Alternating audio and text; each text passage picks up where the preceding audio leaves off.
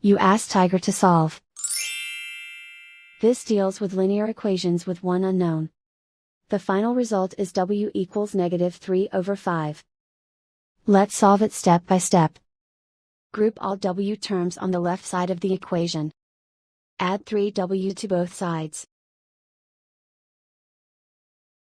Group like terms. Simplify the arithmetic. Group like terms. Simplify the arithmetic. Group all constants on the right side of the equation. Add 3 to both sides. Simplify the arithmetic.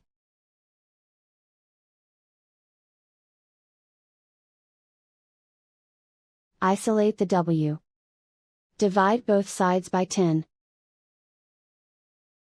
Simplify the fraction. Find the greatest common factor of the numerator and denominator. Factor out and cancel the greatest common factor.